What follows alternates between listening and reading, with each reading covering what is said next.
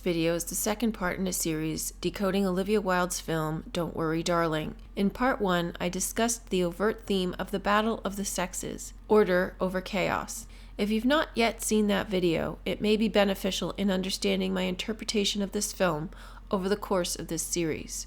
In this video, I will show how this is Alice's world and explain the significance of the earthquakes and why they are connected to what the men do.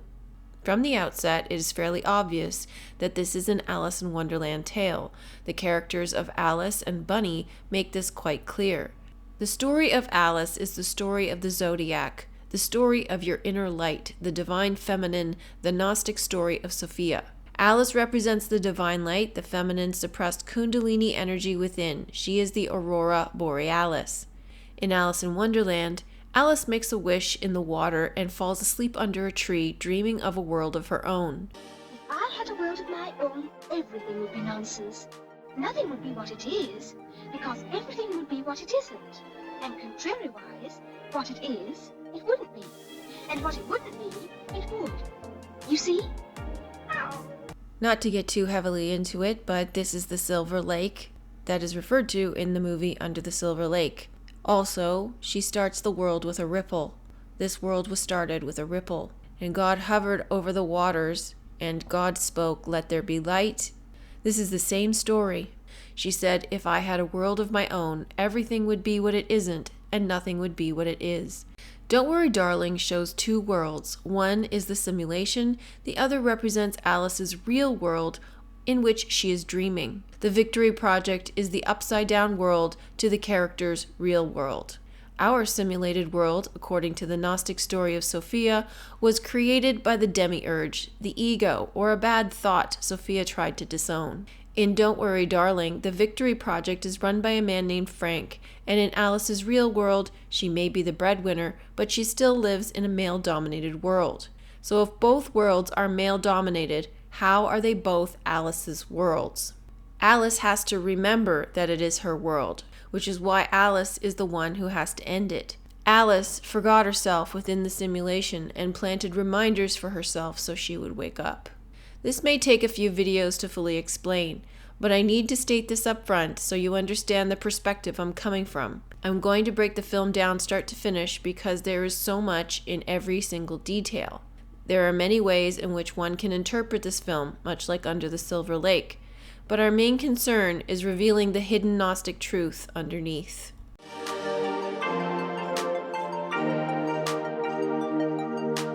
The film opens on a party in a 1950s household where couples are drunk and in love having a good time. It is meant to emphasize how blissfully happy these couples are, particularly Alice and Jack. These two leave the party to drive circles in the desert. This circle represents the Ouroboros, the serpent eating its tail. It also represents the eye in the pupil, the vortex of creation, the zodiac, and the Fibonacci spiral. The two of them in the car foreshadows the end of the film. They represent the animus and the anima, the masculine and feminine aspects of the spirit that are separated during entry of our world. And the purpose of our world, just like in the Victory Project, is for them to find their way back to one another within. So at the start of the film, Jack and Alice are united in the car, driving in the desert, circling in a time loop. At the end of the film, Alice is racing through the desert alone in a straight line for the exit. In a direct reference to the end of the film, Jack calls out, "Take me home, Alice." And this is our first indicator that it is Alice's world, because it is her task to take them out of the simulation, just as it is her task here in our world. Jack's task is to help her.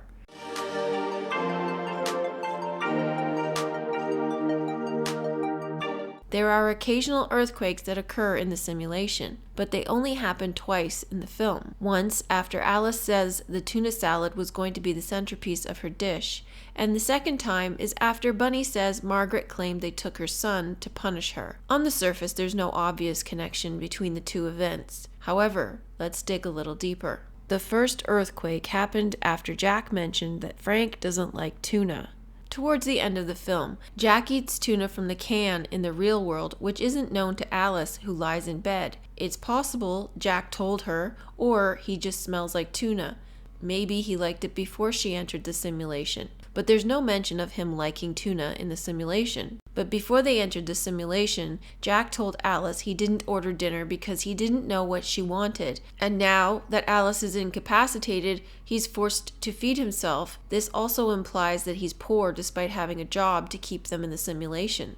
In the real world, Jack listens to Frank obsessively. He idolizes Frank and wants to be like Frank. Jack even entered the simulation wanting to be more like Frank. So it seems that Jack telling Alice that Frank doesn't eat tuna is Jack rejecting the poor image of himself from the real world, possibly hiding his true self from Alice because she may be pulling this fact from her other world. Or it could be Jack reminding Alice that he's the one who likes tuna. Either way, it seems to be a memory that Alice has connecting to the real world. So following their discussion, there's the earthquake, and then Alice starts to ask questions about the Victory Project. Jack is reluctant to answer, and he rushes off to work. All the men leave in unison. It's while Alice is hanging laundry later that day that she starts humming Jack's song. Alice tells Bunny when they meet at the pool a day or so later that she doesn't know where she heard it and it's been stuck in her head for days. So we know that this song is new for her. As she's hanging laundry, she spots Margaret on the lawn holding a red toy plane. Alice is triggered into a memory for the first time. This also is when the cracks in her reality started to show. The second time the earthquake happened, the women were at a fashion show gossiping about Margaret. Bunny said Margaret claimed they took her son to punish her. I have a theory on this, but that will have to wait. While they discuss this, Alice has memories of Margaret with the red plane in the desert. Then the quake happens and Bunny says, "Boys and their toys. At least we know they're getting work done." But we never see what the men do. They simply drive out in the middle of the desert to headquarters. This prompts a discussion about what they actually do. After the first quake, it also prompted a discussion about what they actually do. Their friend asks, "What do you think they're really doing out there? I know what they say, development of progressive materials, but sometimes Peter insinuates that they're actually making weapons and it's all happening underground because Frank discovered and Bunny stops her." Weapons happening underground. What kind of weapons could they be making underground? If we're going to explain the symbolism behind the earthquakes, we have to determine what it is the men do.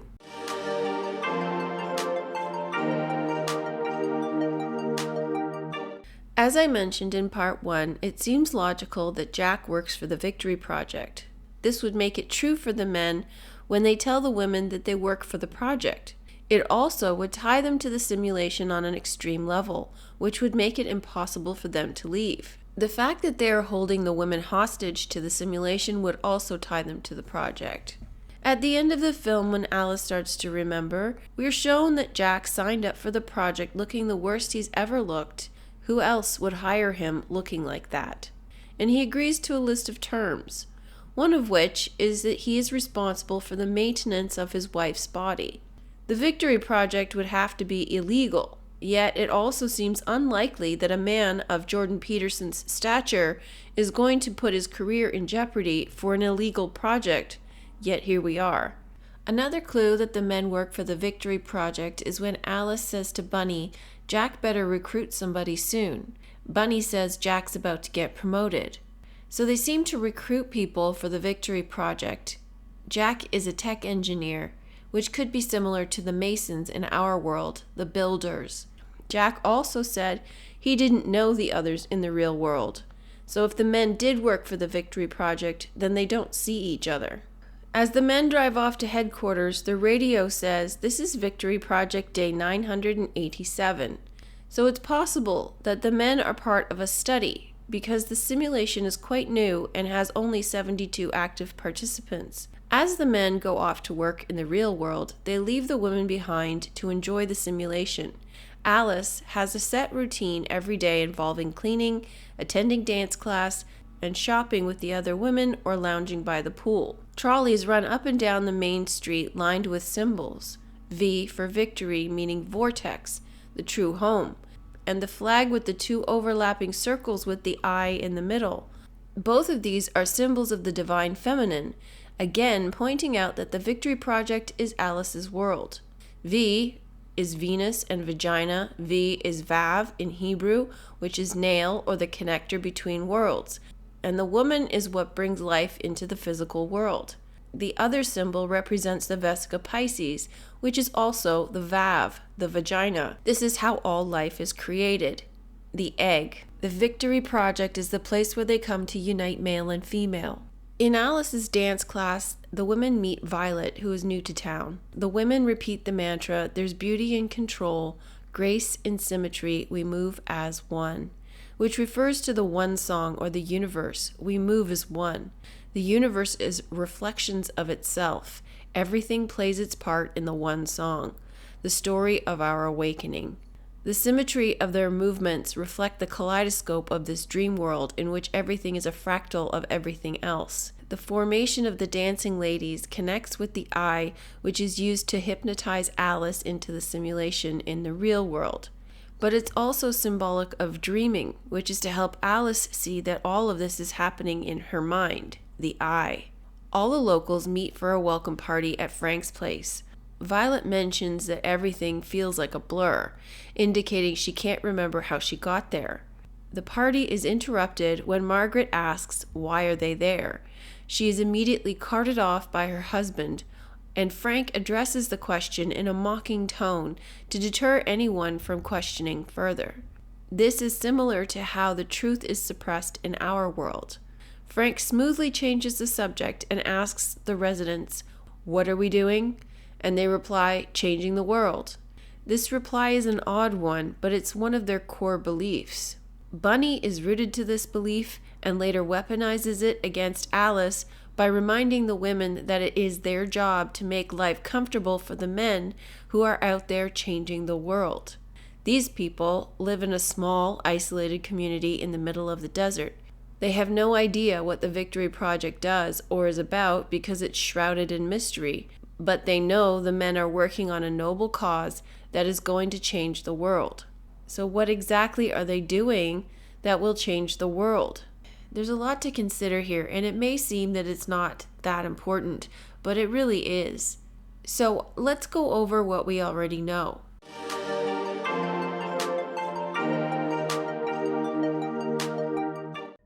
We know the earthquakes happen twice in the film, but they seem to be a regular occurrence. They do not seem to be triggered by anything that we are shown on screen. The first time, it happens while Alice and Jack are discussing tuna. The second time, Alice and the ladies discuss Margaret having had her son taken away for going out of bounds. Both instances, the women connect the earthquakes with what the men do and start asking questions, but are always shut down. Both times, the preceding discussion includes a reference to a potential memory or trigger from the real world for Alice. After the first earthquake, she had a delayed response. She started humming Jack's tune. She was triggered after seeing Margaret with the plane, had a flashback, and then the second time, she had a flashback shortly after the earthquake. As for what the men do, we know that they work for the Victory Project. It's top secret. They're changing the world. They leave for work every day and return at twilight. Their work is said to be connected to the quakes. Jack is a tech engineer but won't explain what he does. In real life, Jack is a scruffy, poor, miserable man who eats tuna from a can for dinner. The women are told the men work on development of progressive materials. Peter hinted that they might be making weapons underground. Bunny seems to know more than the other women because she's not curious and she always shuts down any curiosity. And it seems that the men are recruiters for the Victory Project. Victory Project is all about uniting the male with the female. So what does this all boil down to?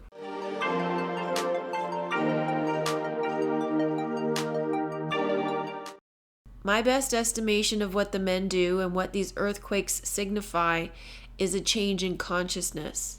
When it was said that Peter insinuated they were building weapons underground, that signifies the Kundalini awakening. The Kundalini energy resides in the base chakra, which would be considered to be underground. The Victory Project is all about the reunification of male and female. At Frank's party, Frank asked, "What is the enemy of progress?" Chaos. Chaos is feminine, so progress is masculine. Therefore, the meaning behind developing progressive materials is developing the reunification of the masculine and feminine, as material or mater is mother, the feminine. The only way to change the world is to change consciousness, and everything is here for the purpose of your awakening. So that is what the Victory Project represents. At the beginning of the movie, Jack said, "Take me home, Alice," because it's Alice's job to get them home. But it's his job to help her get there. That's why it's the men's work. This is why Bunny says the earthquakes are connected to the work the men do, because the earthquakes are manifestations of the beginning of the change in consciousness. Alice's consciousness. There's a lot more to come, so stay tuned for part 3 next week. If you like this video, please show your support for my channel. Like, share, subscribe, comment, contribute. Contributions over $15 will receive a link to the Johnny Depp Dark Shadows material, so please be sure to include your email address. Kindly visit my website, subscribe to my backup channels, join the Discord group. All links are in the description box below. Thanks for listening. Hope you're having a great day. Bye for now.